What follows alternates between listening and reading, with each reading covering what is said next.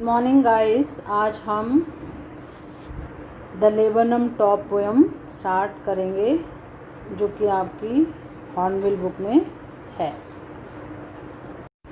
इसमें ऑथर एक laburnum tree को देखता है जो कि सितंबर के मंथ के दिन में उस वृक्ष को वो देखता है और उस पर उस समय सूर्य की रोशनी आ रही होती है और उसके पत्ते पीले पड़ गए होते हैं और उसमें पीले रंग के फूल आ रहे होते हैं।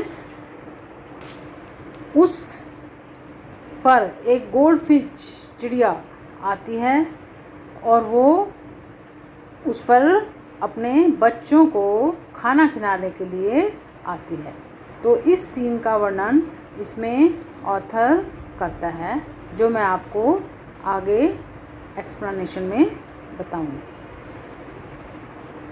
तो बच्चों, इसमें ऑथर क्या बताना चाह रहे हैं कि सितंबर मंथ है और लेबनम ट्री है जो कि फूलों से लदा हुआ है और उस पे जैसा कि आप इसमें देख रहे हैं स्लाइड में, ये गोल्डफिश बर्ड अपने बच्चों को खाना खिलाने के लिए आती है।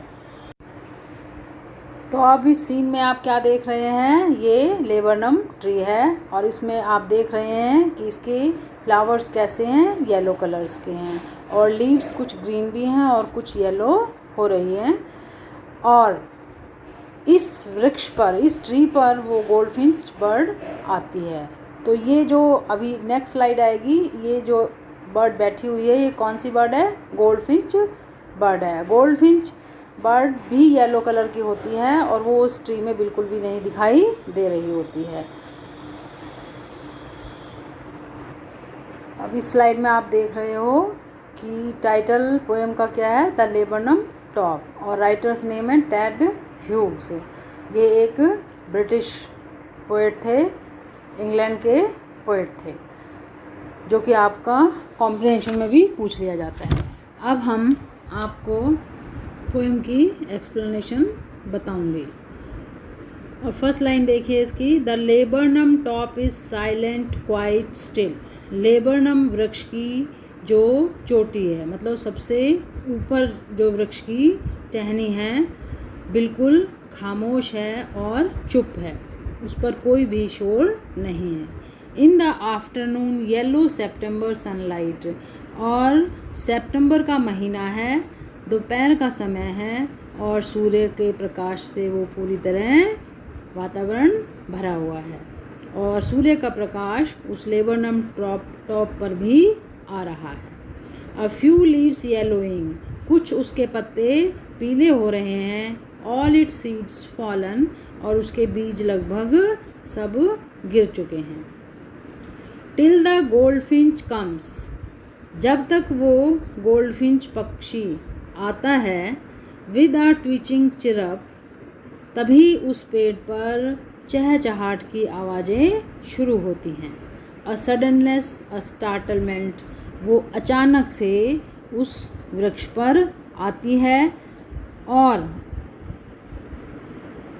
एट अ ब्रांच एंड, और एक उसकी शाखा पर बैठ जाती है जो कि बिल्कुल आखिर में होती है।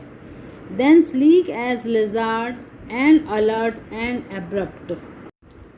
लिजार्ड का मीनिंग होता है छिपकली, अलर्ट बहुत ही चुस्त, एंड एब्रप्ट अचानक से आना।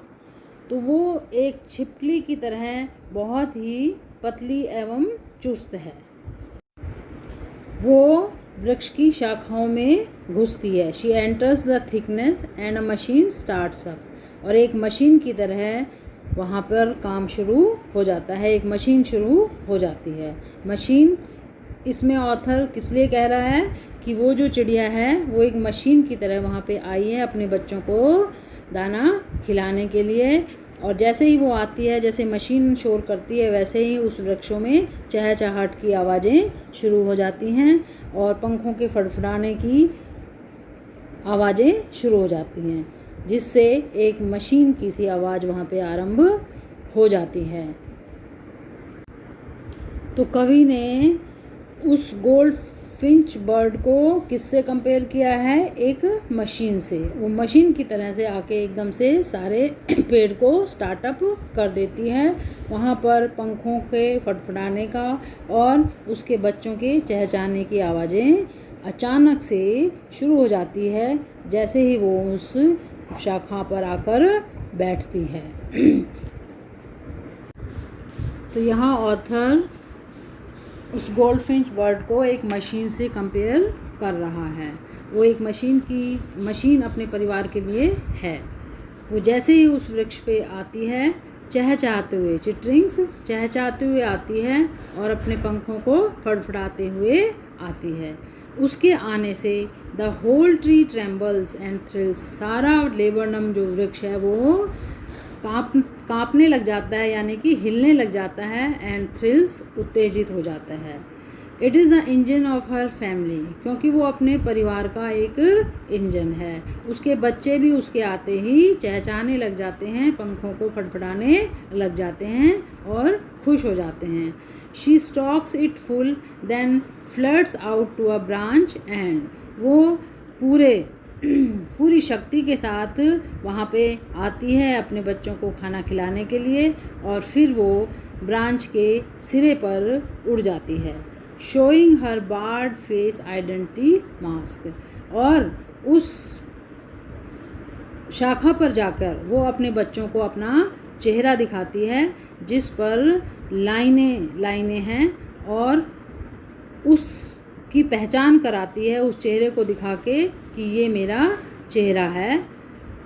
Then with airy delicate whistle, chirrup whisperings, she launches away towards the infinite. और उसके बाद वो बहुत ही धीमी विसल की आवाज़ करती हुई और चहचहाती हुई वहाँ से फिर दोबारा उड़ जाती है उस अनंत असीमित आकाश में, फिर से अपने बच्चों के लिए खाना लाने के लिए। And the laburnum subsides to empty, और जो लेबरनम वृक्ष होता है वो फिर से खाली हो जाता है, बिल्कुल शांत हो जाता है, कोई शोर नहीं होता है। जो मशीन होती है उस फैमिली की, उस परिवार की, वो वापस चली जाती है और उसके बच्चे भी उसके बाद बिल्कुल शांत हो जाते हैं।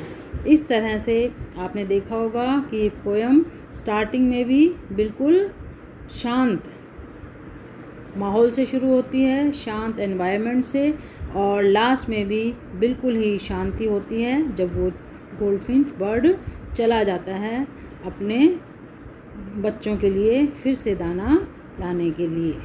ये आपको इस लेबरनम टॉप में आपने ये पढ़ा है। तो अब आपको मैं इसके मेन पॉइंट्स बताती हूँ जो आपको याद रखने हैं, पॉइंट्स टू रिमेंबर। अब इसमें पहली जो बात आपको याद रखनी है वो क्या है? Who is the writer of the poem? Ted Hughes is the poet of the poem. तो इस कविता का कवि कौन है? टेड ह्यूग्स है। And what is the title of the poem? The laburnum top. Name of the poem क्या है? The laburnum top. Second, the top of the poem is silent. तो जो टॉप था लेबरनम ट्री का वो कैसा था? साइलेंट था, बिल्कुल खामोश था। थर्ड पॉइंट है, an afternoon of September is mentioned. इस कविता में कौन सा मौसम बताया गया है, कौन सा महीना बताया गया है? तो सितंबर महीना और उसकी दोपहर, दिन का समय दिखाया गया है। फोर्थ पॉइंट है, the goldfinch bird seats at the end of the branch. Goldfinch bird कहाँ बैठती है? वो ब्रांच के एंड में बैठती है, शाखा के अंतिम सिरे पर बैठती है। और वो किस तरह की होती है? It is sleek and alert like a lizard. वो लिजार्ड, छिपकली की तरह बहुत ही पतली और चुस्त होती है, अलर्ट होती है। तो ये बच्चों, ये किसकी पिक है? ये गोल्डफिंच बर्ड की है। और ये गोल्डफिंच बर्ड जो है वो लेबरनम टॉप पर बैठी हुई है। अब लेबरनम का क्या मीनिंग होता है? एक वृक्ष होता है जिसको कि हमारे यहाँ भारत में अमलतास का वृक्ष बोलते हैं। इस वृक्ष पर येलो कलर के फ्लावर्स लटकते हुए आते हैं, जैसे कि एक ब्रांच लटकती है और बहुत ही सुंदर दिखाई देता है। लेकिन जो इसके सीड्स होते हैं वो पॉइजनस होते हैं, जहरीले होते हैं, तो उनके सीड्स को कभी भी नहीं खाना चाहिए। ये ट्री बच्चों अपने हासाका स्कूल में भी स्टेज के बिल्कुल साथ में लगी हुई है और इसके फ्लावर्स को भी आपने अच्छी तरह से देखा हुआ है। तो ये लेबनम जो ट्री है वो आपके लिए न्यू नहीं है, ये आपका अच्छी तरह से देखा हुआ है और आपको ये पोएम भी अब अच्छी तरह से समझ आ गई होगी, क्योंकि ये वृक्ष अपने स्कूल में ही है। अब इसमें लेबनम का मीनिंग मुझे बताने की ज़रूरत नहीं है और गोल्डफिंच का भी बताने की ज़रूरत नहीं है, क्योंकि दोनों चीज़ें मैंने आपको स्लाइड में दिखा दी हैं।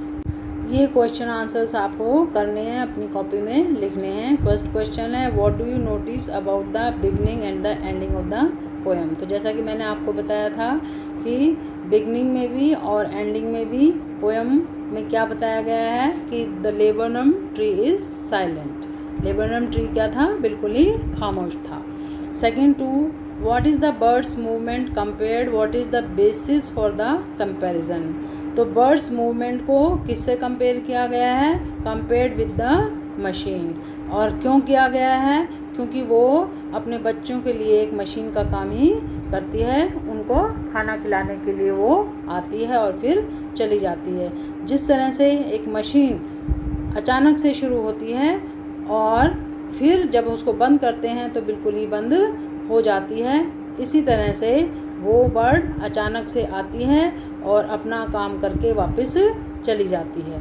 इसमें थर्ड क्वेश्चन है, why is the image of the engine evoked by the poet. Poet के द्वारा इंजन की इमेज क्यों दिखाई गई है, क्योंकि गोल्डफिंच जो बर्ड है वो अपनी फैमिली के लिए एक इंजन का काम ही करती है। इंजन की तरह अचानक से वो आती है, स्टार्ट होती है और उनको खाना खिलाती है और फिर बंद हो जाती है और अनंत आकाश में उड़ जाती है।